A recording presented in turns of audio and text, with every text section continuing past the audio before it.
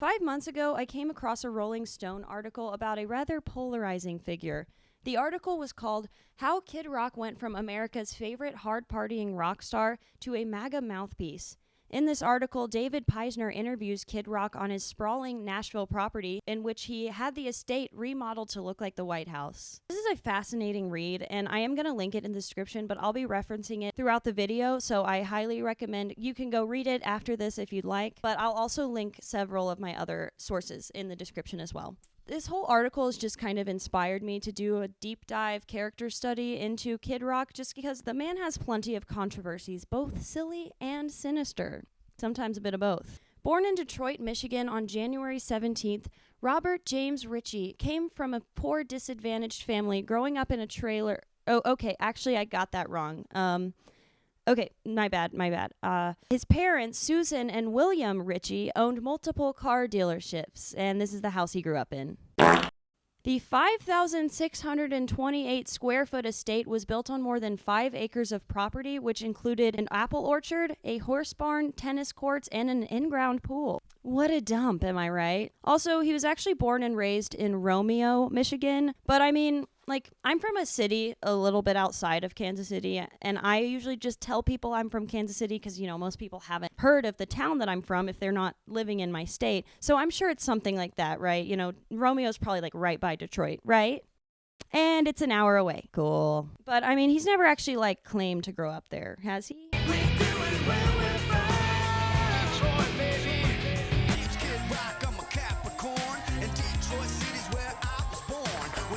Okay, I think it's important to highlight the social climate of Detroit during the 1970s and 80s when Ritchie was growing up, just because I think it shows the divide between where he's claiming to have been raised versus where he actually was born and raised. In the late 1960s, higher gas prices, the rise of foreign automakers, the shuttering of factories, the 1967 riots, and disastrous city planning decisions changed Detroit's trajectory. The city's population began to decrease. Specifically, white families and white-owned businesses moved to the suburbs in droves.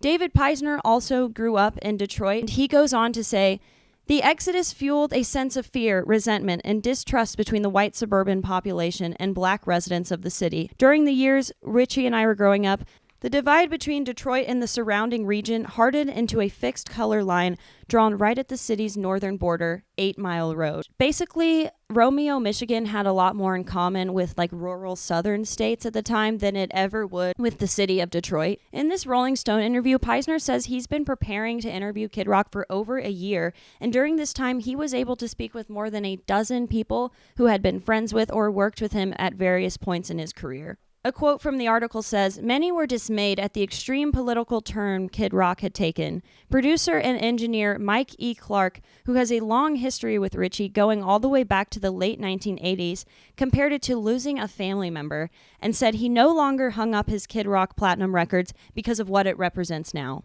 Peisner also spoke with Kenny Olson, who played guitar for Ritchie for more than a decade starting in the 90s. He reportedly said, "I don't understand where a lot of this came from. I've always felt music should inspire people, not divide people. A lot of people from back in the day ask me, what's going on? I don't know." Wesley, aka Wes Chill Gandy, a local rapper who met Ritchie when the latter was only about 14, says he had a guest house bigger than my family home. Gandy would come to Ritchie's house to record nearly every weekend, and sometimes Ritchie would visit Gandy at his home on the west side of Detroit. "You didn't see white kids in my neighborhood," says Gandy. "It was me that brought him into the city and introduced him to Detroit culture. Bob is like a sponge." SpongeBob? He absorbed a lot. In the mid-'80s, Ritchie's interest in hip-hop felt like a rejection of his privileged upbringing and caused a rift with his father. "You could tell his father wasn't happy about him being around kids from the inner city," says Gandy. "His mom, his sisters, his brother, they were nice, but his father was really upset about him pursuing rap." Ritchie says he didn't understand what I was doing, rightfully so. The white kid from an upper middle class family running around the hood doing all this stuff. In his 1993 song, My Oedipus Complex, Kid Rock sings, "I never liked my old man." He describes his father advising him to, quote, "keep with your own and don't fuck up our gene pool by playing the fool with a different color. This is a reference to Richie fathering his only child with a black woman named Kelly South, which he did during this era. According to the Detroit Historical Society, Kid Rock made his first recording in 1988, though it wasn't until a decade later that he hit it big. Kid Rock's first contract was with Drive Records, and he produced his first album, Grits Sandwiches for Breakfast, for that label in 1990. I listened to Grits Sandwiches for Breakfast just for the purposes of this video, and the best way I can describe it is Beastie Boys. It sounds almost exactly like the Beastie Boys. And apparently it didn't really resonate with audiences at the time because it didn't do super well, and he ended up being dropped from Jive Records not that long after. He was also being compared to Vanilla Ice a lot of the time, which some people think that might have been why he was dropped, which they looked nothing alike. Anyway, he moved to New York and produced an independent album with producer Mike E. Clark called The Polyfuse Method. Kid Rock gravitated toward his audience, says Chris Doc Round C. Pouncey. If his audience was predominantly white, which they were, he was going to play to them. Harmon recalls a conversation with Richie around this time about his change in artistic direction. He straight up told me, "I need to get back in touch with my whiteness," says Harmon. Gandy remembers Richie using the same phrase. "That sounds like something I'd say," Richie admits. "I don't give a fuck how people take it." All right, then. This is according to Wikipedia. Released on August 18th, 1998, the album Devil Without a Cause saw Kid Rock continuing to develop his sound and marked the finalization of his stage persona as a redneck pimp.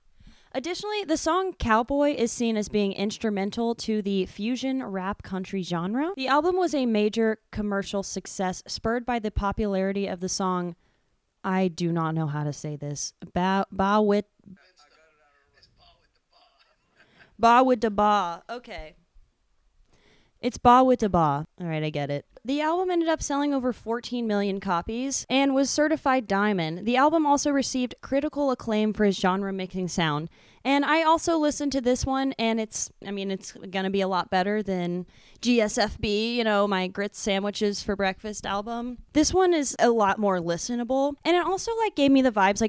I felt like I was in a biker bar. I don't know, my room just started smelling like cigarettes all of a sudden when I put that album on, but in a good way. It's not a bad album. I don't think every song or that genre specifically of the fusion country rap together, I don't know if that's my favorite thing per se, but you can clearly see that he's taken a lot of inspiration from white and black artists, and I think that he was still relatively a somewhat respected artist at the time.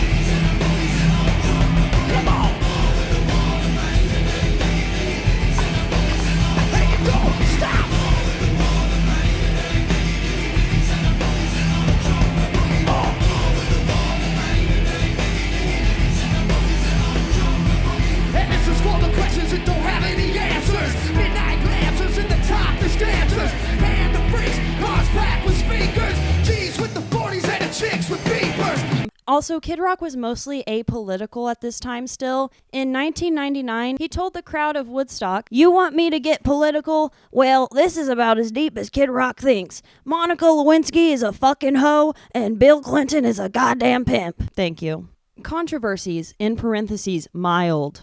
At the 2004 Super Bowl halftime show, Kid Rock came under fire for wearing an American flag with a slit cut in the middle as a poncho before eventually ripping it off and throwing it into the crowd. I found this article in the Tampa Bay Times from 2004 that says, "Singer slash a flag worse than flash of skin." Okay, I have to admit, that is a beautifully written headline. I do love me some alliteration. But flash of skin, what does that mean? Yeah, the Kid Rock flag controversy was almost immediately overshadowed by Janet Jackson's nipple. You guys remember that? Janet Jackson accidentally flashed her nipple on stage. Yeah, this article talks more about that. Jackson's carefully scripted impromptu flashing of a decorated right breast, lasted for a split second and accomplished its aim. The fading singer and her bump and grind mate Justin Timberlake hoped to trade their marginal reputations for 15 minutes of nationwide buzz and headlines, and they succeeded. I mean, aren't you writing about them right now? But go on. It was all the rage for 24 hours, which was amazing because the most insensitive and outrageous act that evening was committed before the two Pop-Tarts even began their slap and tickle routine. I'm sorry, I don't agree with this man, but he is a poet.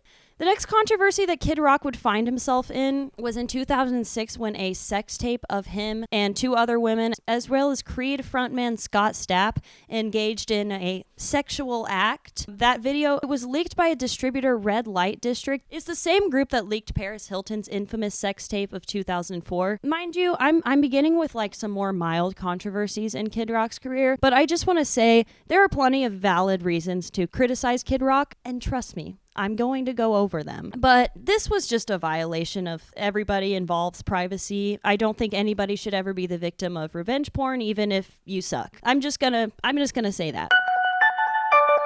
So I'm going to move on from this topic and go on to the next controversy. Because about 1 year later, Kid Rock would get in a physical altercation at the 2007 VMAs with none other than Tommy Lee, the lead singer of Motley Crue. They had both married Pamela Anderson. And Pamela Anderson actually talks about this evening in her memoir titled Love, Pamela. She talks about their interaction on the red carpet that night. He looked at me and said, "Look what the cat dragged in." God, you don't hear that one very much anymore. "Look what the cat dragged in." The three were reportedly seated near each other during the event. I saw Tommy. He entered from another way, kind of sneaking in and taking a seat. And when I slipped past him to sit down, Tommy pulled me onto his lap. He was sitting next to the magician Chris Angel. Chris Angel mentioned!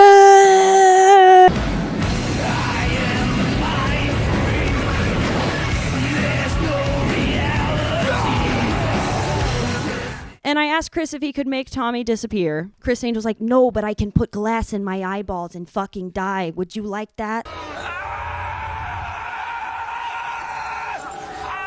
I'm an illusionist. Chris Angel's a bit of a guilty pleasure of mine. Let's get back to the story. According to Anderson, Kid Rock was fuming from his seat as he looked on at them. Things got heated after Kanye West and Alicia Keys began to perform her new hit single, No One. Great fucking song. That's a good song. At the lyric, "Everything's gonna be alright," Tommy and Bob dove at each other. She recalls, "Fists were flying, and the whole thing ended up on live TV. I walked out, and Alicia didn't miss a beat, kept on singing, as she should." We discussed his more mild controversies, so this is where things start to get racist, unfortunately. In 2011, Kid Rock was actually honored with a Great Expectations Award from the Detroit chapter of the NAACP, but this decision was immediately met with protests from many people who were slamming his constant onstage use of the Confederate flag, which, fair. But of course, he defended this by saying that his use of the flag has nothing to do with how he feels about black people. "I love America, I love Detroit, and I love black people." Here's the thing about that flag. So many people try to defend it by either claiming ignorance, like, "Oh, I thought it was a Southern pride thing." But here's the thing, like, the second that you find out, this isn't just like, "I'm happy that I'm from Alabama." This is the symbol of the side of the Civil War that wanted to own slaves. They thought they should be able to own black people. Once you realize that, like, why would you want to wear it? Why would you want to fly that flag? Like, it's hard for me to understand. This is like a really, really side anecdote from my childhood. But when I was about 7 years old, my family went to something called the Dixie Stampede. It's put on by Dolly Parton. I'm not sure if they actually still do it or if like they've just changed the gimmick.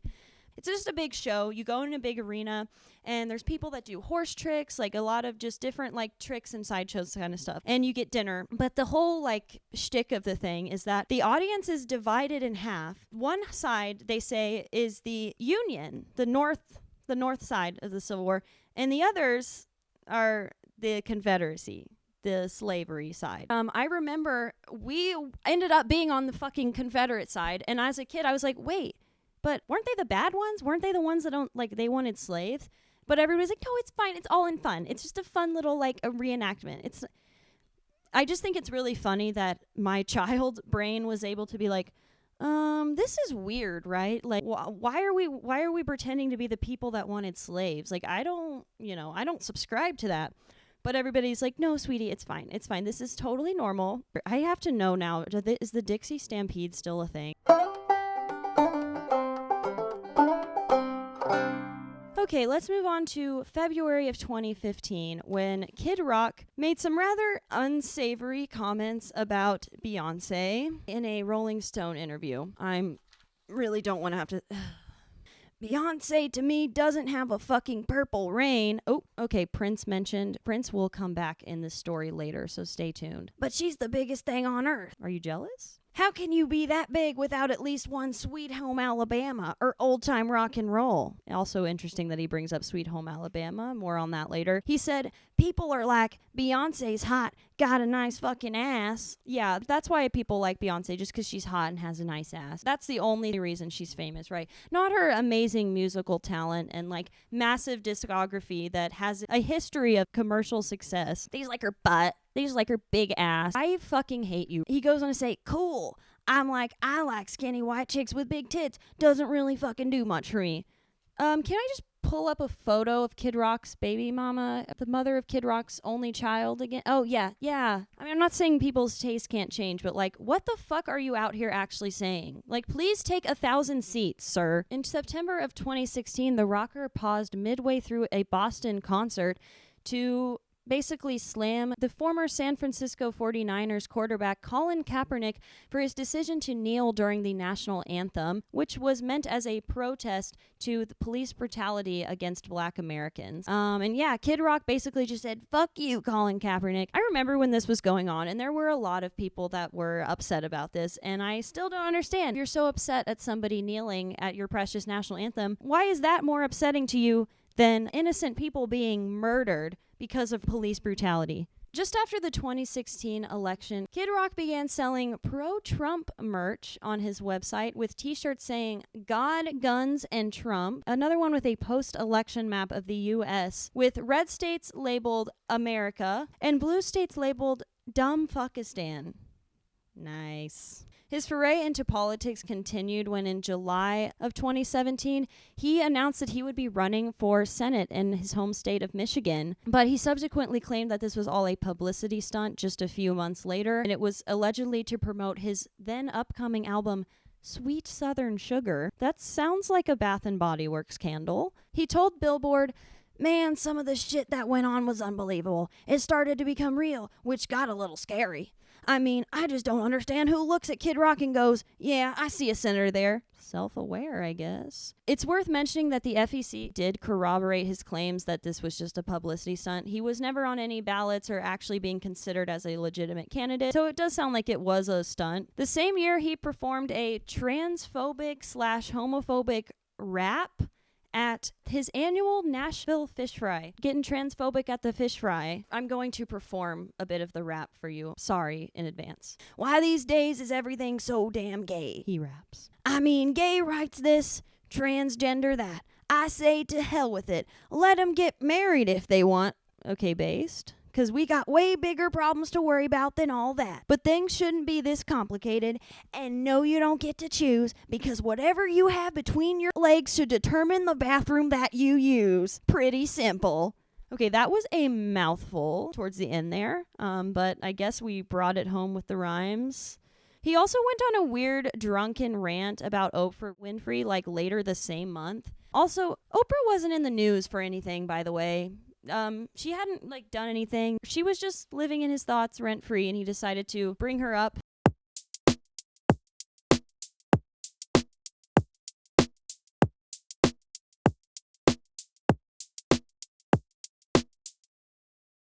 And Joy Behar also got a mention. And I would say, love everybody except, I'd say, screw that Joy Behar bitch. Everybody. No, you can't. I'm going to jump ahead in time for a minute because I wanted to highlight some comments that Kid Rock made on the Tucker Carlson encounter. The word encounter specifically makes it sound like he's some kind of spiritual entity. He's definitely some kind of demonic entity. Am I right? Pause for laughter. In the clip shared online of the interview, Tucker Carlson asks, I hate this man's face and voice so much. Doing this impersonation is a bit hard, but bear with me. Carlson asks Rock, why haven't you been canceled? People aren't allowed to say what they think. You are. I literally pissed myself off doing that impression because I hate him so much. After Kid Rock's initial snappy response, he came in with some interesting insight about the independence that has allowed him to make such controversial remarks. I'm not in bed with any big corporate things. At the end of the day, there's nobody I'm beholden to, no record companies, no corporate interests, no nothing. You can't cancel me. I love it when they try. So yeah, if you needed any more proof that the term canceled has no meaning, I don't know though, man. Completely putting aside your rancid political views, could it also have anything to do with the fact that you haven't had a hit song since 2008? And don't get me wrong, I actually really like the song All Summer Long. It is a guilty pleasure of mine that sits in my Spotify library as we speak. But I do think it's worth mentioning that one of Kid Rock's most iconic songs is basically just a rip-off of the melody from another more famous song, Sweet Home Alabama by Lynyrd Skynyrd. But if we're putting those rancid political views I mentioned back on the table, Kid Rock, you literally have been canceled multiple times for comments that you have made. In 2018, Kid Rock was made to step down from his role as Grand Marshal of the Nashville Christmas Parade after he made comments live on Fox and Friends calling Joy Behar a bitch.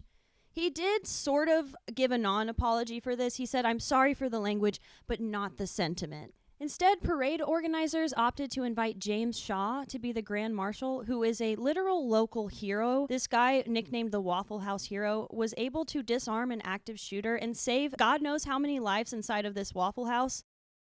That man is a literal hero. So I think, probably fitting for a Christmas parade, right? Kid Rock, he surely took this in stride and handled it with class, right? Of course he fucking didn't do that. Have you been paying attention to this video at all? Kid Rock does not have class. Brian Lewis, the attorney of a man named Steve Smith, who is Kid Rock's business partner as well as best friend, and this is from the article. I'm not just saying they're BFFs. He told Variety Friday night that the controversial performer was planning on showing up anyway and fulfilling his duties as Grand Marshal Parade, even though they have invited this other man to go. Kid Rock will show up and is going to try to participate as Grand Marshal tomorrow, declared Lewis. But if a local hero, Shaw, has officially been assigned to that role in his stead, who should Nashville expect to actually head up the parade? My best analogy is it'll be a standoff at high noon. That seems extremely tone-deaf to say about a man who survived an active shooting not long before that.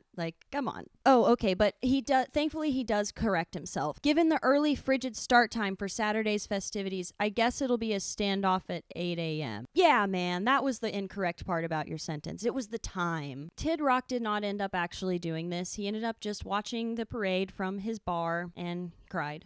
Probably. I added that last part. Speaking of Kid Rock's bar, Kid Rock's Big Ass Honky Tonk Rock and Roll Steakhouse. That is the actual mouthful of a title of his restaurant in downtown Nashville. I could probably make a whole video about this weird ass bars and all the controversies it's been involved in, because most of them are honestly pretty fucking hilarious. The place opened in October of 2018 to almost immediate backlash from Nashville City Council members who said that the sign was inappropriate. The large sign features a big guitar, but the end of it is shaped like a human butt. They also threw a donkey on there in the middle in case you're not a fan of subtlety. Kid Rock did end up winning that battle. He was able to keep the sign, and it is standing in downtown Nashville proudly today. Big old butt. More headlines would come out about Kid Rock's restaurant when just a random loaded gun was found on the dance floor of this steakhouse. A loaded gun. A patron turned in a gun to staff at Kid Rock's Honky Tonk on Broadway early Wednesday morning. The person who lost it went to staff looking for it, saying it fell from his waistband at some point. That guy was arrested, thankfully, but yeah, I just thought that's a pretty wild fucking story. Imagine you're just on the dance floor and there's a fucking gun. At a steakhouse, by the way. I keep, thinking this is a bar. I forget that it is a steakhouse. In 2020, Kid Rock's Big Ass Honky Tonk Rock and Roll Steakhouse was involved in another controversy when it refused to comply with coronavirus public health orders. Honestly, I am shocked. Wow, I would have never guessed. No, yeah, that's probably the least surprising thing that we'll hear about that restaurant. Okay, and now I do want to take a minute before I go on. If you're eating right now, you're going to want to go ahead and stop for a minute because this next story is fucking disgusting. In 2021, a man was arrested at the steakhouse for allegedly swinging his colostomy bag around and waving it at police officers as a weapon. Authorities say the suspect was standing in front of an emergency exit at the bar and that he became belligerent when security guards and police officers asked him to move. He refused to move or leave the bar, then reached into his pants and pulled out his full colostomy bag, according to court documents. The guy was arrested, and apparently he was like too drunk to even stand when they took him in for custody. That's wild, waving your shit bag around as a weapon. Kid Rock's Honky Tonk Rock and Roll Steakhouse was also criticized because they continued to serve Anheuser-Busch products even after the star had publicly announced he was boycotting the brand in a pretty wild spectacle. Grandpa's feeling a little frisky today.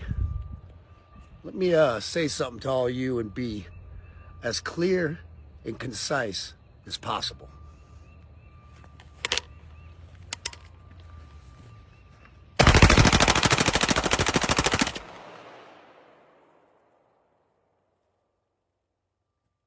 Fuck Bud Light and fuck Anheuser-Busch. Have a terrific day. A lot of you might know about this because it wasn't that long ago, but for some backstory, Bud Light did a promotional campaign where they sent custom-made Bud Light cans to various influencers with the influencers' faces on them. They just had them like film little ads. One of these influencers was trans TikTok star Dylan Mulvaney, and unfortunately, many far-right conservatives were extremely angry about this one singular package of beer with a trans woman's face on it. Stupid fucking country you live in. I'd like to add the cans weren't even being sold anywhere. It was literally just that one package they sent to her for the ad. Grandpa's feeling frisky. As you can see, he's completely destroyed all of the Bud Light after paying for all of it. That'll show him. Also, it's crazy that he's able to fire from multiple different directions while only standing in the one place. Yeah, a cherry on top of this video is that you can clearly see other explosive ammo coming in from either side of the frame. As I mentioned, he continued to sell Anheuser-Busch products in his restaurant and was even seen drinking Bud Light multiple times after this incident. He eventually came out and said that he forgave the company and that they've suffered enough due to their mistake. Yeah, the massive amounts of bullying and threats to her life that Dylan received, those are just the consequences of being trans. But a widow corporation losing out on sales revenue? Wow, this man hates trans people, but not quite as much as he loves light beer. Fuck you, man. Alright, I don't think this deep dive would be complete if I didn't talk about his more recent discography, which is made up almost entirely of anti-woke anthems. Kid Rock's song Don't Tell Me How to Live, featuring Monster Truck, is full of fun lyrics like, "So what the fuck's up with all the backlash? You snowflakes, here's a news flash. Ain't nobody gonna tell me how to live." I wanted to avoid copyright claims, so I sang over the video, but if you've heard the real thing, my impression is very good. I'm not just tooting my own horn. It's extremely close. It's a bit higher pitched just because of my vocal capabilities, but he's just singing it exactly like that. The main chorus is wild. He goes on to mention participation trophies and how the next generation is a bunch of pussies, yada, yada, yada. Then he sings, "And these minions and their agendas, every opinion has a millennial offended." That really pisses me off that doesn't rhyme. "But this amendment one, it rings true. And if you don't dissent, bitch, then see number 2. He sings these lyrics right before blasting off into space on a giant phallus. Oh wait, okay, I think I'm mistaken. Okay, that's actually supposed to be a giant middle finger. Sorry, it's just that it looks exactly like a giant penis. You're telling me not one single person in post-production was like, doesn't it kind of look like Kid Rock's riding a ginormous cock into space? With as many weird culture war references that he fit into that one song, you might be surprised that another song from the same album feels even more dated than that one. In the song We the People... "Wear your mask, take your pills, now a whole generation's mentally ill. Hey, yeah, man, fuck Fauci. Hey, yeah, man, fuck Fauci." All right. but COVID's near and it's coming to town. We gotta act quick, shut our borders down. Joe Biden does, the media embraces. Big Don does it and they call him racist. Big Don, you say?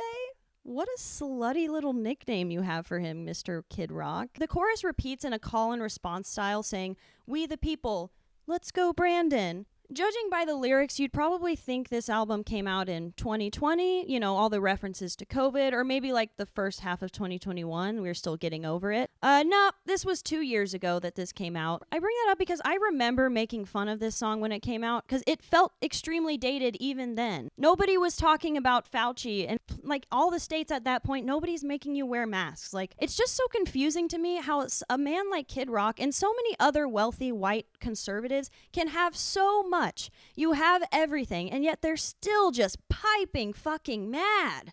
Like, what do you honestly have to be that upset about, dude? You have everything, but you just gotta be fucking angry. We gotta find something to be fucking piping mad about. I don't get it. Obviously, the lyrics in this song are very stupid and angry and hateful, but I just want to say, simply from a musical perspective, this song completely fails to function as the political rallying cry that it's attempting to be. Think of some of the iconic songs that came out around the time of the Vietnam War.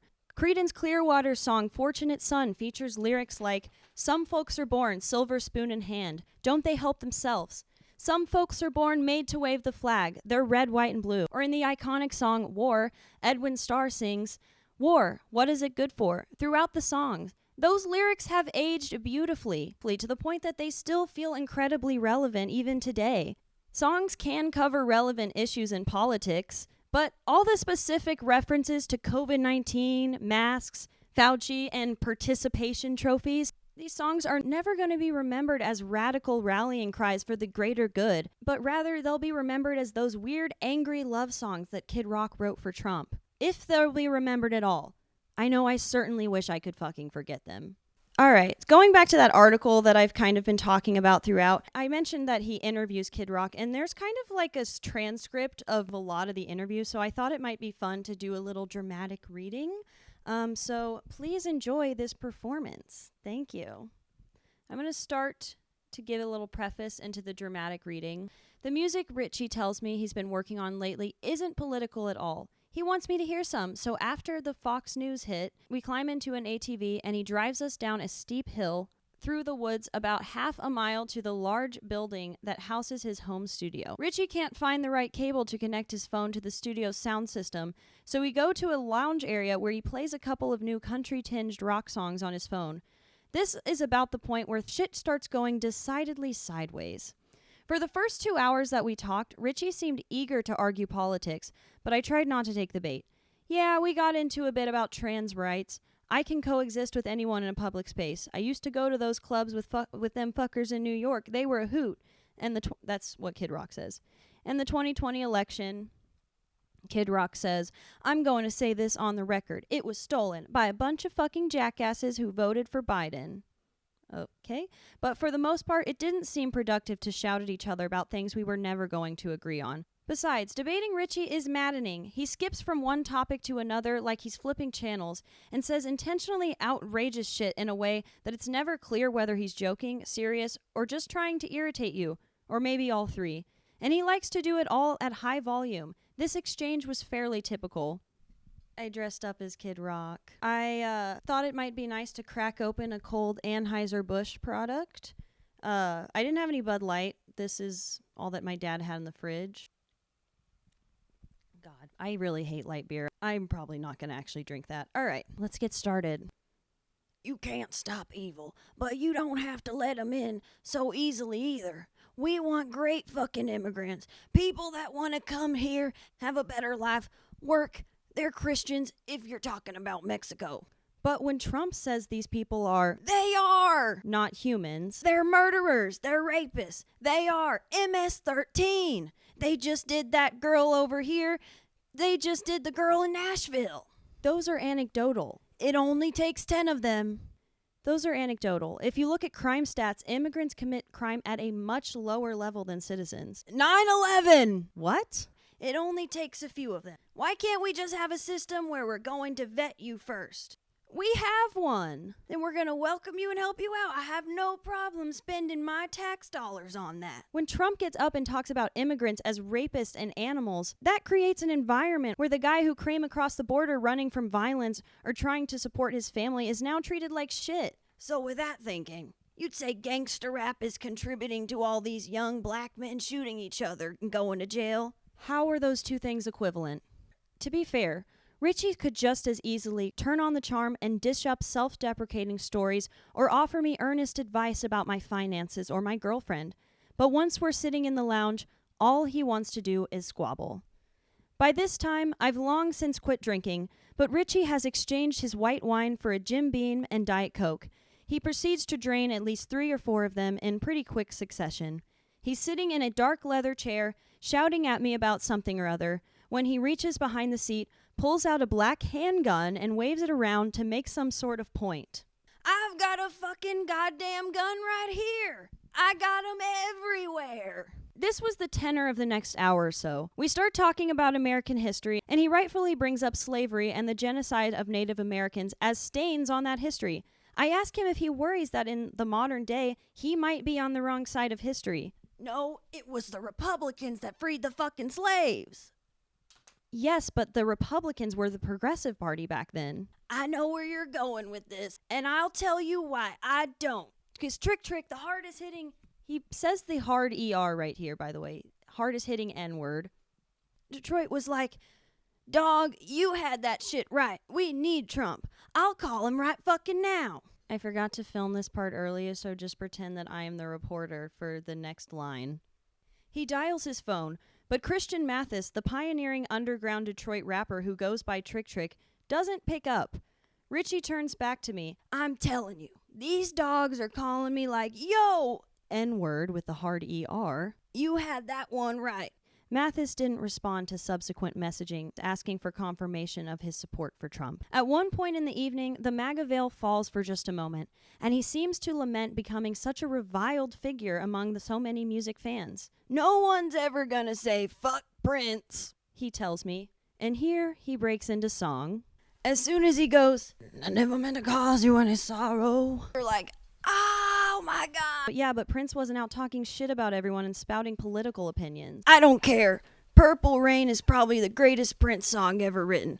Prince is known for Purple Rain. I'm known for shooting up Bud Light cans. But do you want that? Do you want that to be on your epitaph? I don't care. Yeah, but you do. No, I don't. You don't understand. I really don't. I don't give a fuck, okay? If that was true, you wouldn't go on Laura Ingraham. You wouldn't talk to me. He tells me that's just business. If he can make shit tons more money, he can give it to his friends, family, his band, and to the MD Anderson Cancer Center, which took care of his father when he was sick.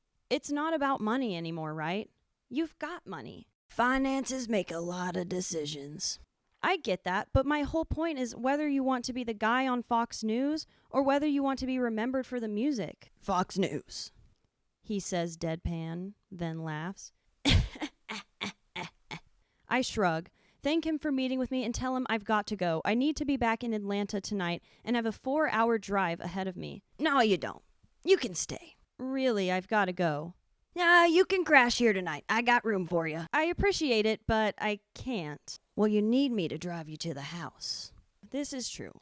My car is at least half a mile up a steep hill through unfamiliar woods, and by now it's dark outside. Well, I can walk if I have to, but yeah, it would be nice if you could give me a ride back. You won't make it. Just watch this one more YouTube video and then I'll take you up there, okay? After some fidgeting with the remote, he loads a video of himself performing Born Free at a 2011 charity event onto the flat screen in his lounge. The audience at the show includes Jimmy Carter, Bill Clinton, George H.W. Bush, and George W. Bush. Don't you miss being that guy? No, I can do that any day of the week. Not anymore, because you couldn't be in a room with, I don't give a frog's fat fuck. Look around. I got a butler named Uncle Tom. Do I look like I give a fuck? Yeah. I forgot to mention this earlier, but he has a white butler that he's named Uncle Tom. That's mentioned like at the beginning of the article. Yeah, just I thought I should give context there. That's why he said that. He does. When the video ends, I stand up to go, but he wants to watch another one. And then another one after that. This goes on for more than half an hour. Me telling him I need to leave, him insisting on watching just one more video, all while goading me into arguments about Gaza, Trump, whatever. He pulls an acoustic guitar off the wall and plays along with shaky fan footage of himself performing Maggie May. I start to wonder if I'll ever get home. Finally, I pick up my backpack. Okay, I'm out. You'll just stay over. I can't. I really have to go. All right, this is the last one we'll watch. No, the last one was the last one. This one is the final, okay? That's what my dad used to say, final. I've got to go. You can't get anywhere without me. I've got legs. I can make it up the hill. I'm leaving. I start walking towards the door. Sit down. No. One more and that's it. You said that 10 fucking minutes ago. Final, okay? You haven't even asked me about my jewelry, all right? He shoves his hand towards me. He's got heavily jeweled rings on 2 fingers. One says D and the other KR. Detroit and Kid Rock, I say, pointing at each of them. Can I go now?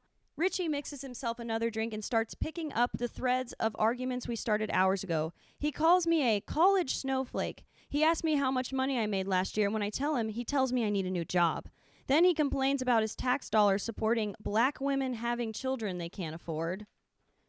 Look, I tell him, there are people who abuse the system, but we call those black people. Would you agree? I don't think black people abuse the system. So you don't like black people? All right, take me home, man. We're not getting anywhere with this. You just fucking love to argue. You hate black people. After another 5 minutes of this back and forth, he seems to lose steam and agrees to drive me back to my car. As he pours himself one more drink for the road, he looks me up and down. You think you could whoop the shit out of me? Probably not. You can take a shot if you want. No thanks, I'm good. As we ride up the dark hill, he's quiet. Well, not exactly quiet, but quieter. He's still needling me, but his heart's not in it anymore. We turn out of the woods in sight of his gargantuan house, and he asks me what I think of everything he's built on his property. Do you think this is cool, or you think it's excessive? I glance at him, and he suddenly seems strangely vulnerable. As much as I find so much about who Bob Ritchie has become highly problematic, at that moment, I'm worried about hurting his feelings. I think you've created your own playground. This is what you wanted. So you like it? I like it. It's fun. If I had $240 million, I don't know if this is what I'd do with it, but I have $370 million in cash. All right, I don't want to shortchange you. He stops the ATV. I get out and we shake hands. Then he motions for me to come close, as if he has a secret he wants to tell me. Would you do me a favor? He asks, practically whispering. Just write the most horrific article about me. Do it. It helps me. I walk towards my car, and just before I get to it, he calls out one more time. Will you tell everyone that I was halfway cool? I tell him he's all right. We just disagree about a lot of things. That's because you're gay, he says, cackling as I climb into my car and start the long drive home.